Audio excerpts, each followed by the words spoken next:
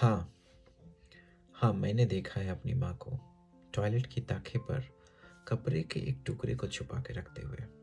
तब मैं अनजान था, छोटा था, नादान था। टॉयलेट में इस कपड़े का क्या काम, ना मुझे कुछ समझ था और ना ही कोई ज्ञान था। घर में मैंने खून के कुछ धब्बे महीने 2 महीने में जमीन पर गिरा देखा था। माँ माँ देखो यहाँ खून गिरा है, शायद किन्हीं के पैर में चोट लगा है। और माँ कहती थी, अरे कुछ नहीं बेटा, बिल्ली चूहे को मार के ले गई होगी। अनजाने में मैं माँ को कितना असहज कर दिया करता था। लगभग हर महीने वो कुछ न कुछ नया कहानी सुनाती थी और प्रकृति के दिए वरदान को अपने बेटे से छिपाती थी। शायद शायद तब का यही समझ था, यही चलन था। तब ना मुझे भी कुछ समझ था और ना ही कोई ज्ञान था कि एक औरत महीने के 5 दिन और लगभग उसके पूरे जिंदगी के 5 या 6 साल पीरियड्स या माहवारी से गुजारती है। अब मुझे क्या पता कि ये माँ के माहवारी के समय के वो खून के धब्बे थे जो जमीन पर अक्सर दिख जाया करते थे। कभी कभी वो छोटे कपड़े के टुकड़े खिड़की पर पसारे हुए दिख जाते थे। अब मुझे क्या पता कि मैं इसी वरदान की वजह से धरती पर आया, अपने को धन्य पाया। जानकारी के अभाव में माँ को कपड़े का प्रयोग करते देखा, उसी कपड़े के टुकड़े को बिना धूप के सूखते देखा। वो कितना अनहाइजेनिक था, वो कितना अनहाइजेनिक था, अब समझ में आता है।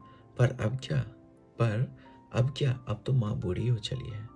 माँ अब बूढ़ी हो चली है और मैं बड़ा हो चुका हूँ। अब मुझे सब चीज़ पता है और एक एक पहलू का ज्ञान है। पीरियड्स, माहवारी, रजस्वला, मासिक जैसे अनेकों शब्द से हम अब इनसे परिचित हैं। अपने आप से कई बार पूछा, आखिर क्या है ये भला? आखिर क्या है ये भला? मैं ठहरा पुरुष, मुझे कैसे पता? शादी हुई, सहभागिनी मिली। एक बार फिर से वही दौर आया। अब समझ भी है और चीज़ों का ज्ञान भी है। महीने के उन दिनों में सैनिटरी पैड का प्रयोग करना है और बिल्कुल हाइजेनिक रहना है। अपनी सहभागिनी को, मेरी बच्ची के माँ को उन दिनों में मैं हूं ना बोलकर हौसला भी बढ़ाना है।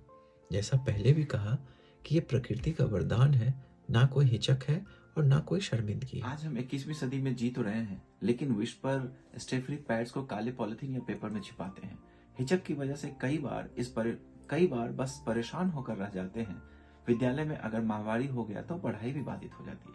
मैं पुरुष वर्ग के एक संस्था का सहभागी हूँ। मेरे पास एक संगनी आई। गांव-गांव सुदूर क्षेत्रों स्कूल की बच्चियों के लिए ज्योति की किरण लेकर आई। अब ना कोई बहाना है और ना ही क्लास से वंचित रहना है। विद्यालय कैंपस में ही सैनिटरी पैड मिल जाना है, आसानी से लेना है और प्रयोग में लाना है। संगनी की लहर दोहराने को, उसे ज्यादा से ज्यादा बच्चियों तक पहुंचाने को आज मैं दृढ़ प्रतिज्ञ हूँ, संकल्पित हूँ। संगनी एक परिकल्पना है, एक आशा है, एक आग है, एक आवाज है, मूक भाषिक अभिप्राय है, एक लगाव है, भावनाओं का ज्वार है, नोवा की कल्पना है, एक सूझ है, चिंतन का नया आयाम है, सृजन का पैगाम है, नई सोच और समझ का विस्तृत स्वरूप है, मिली-जुली भाषा है, नन्ही सी अभिलाषा है, प्रेम की परिभाषा है।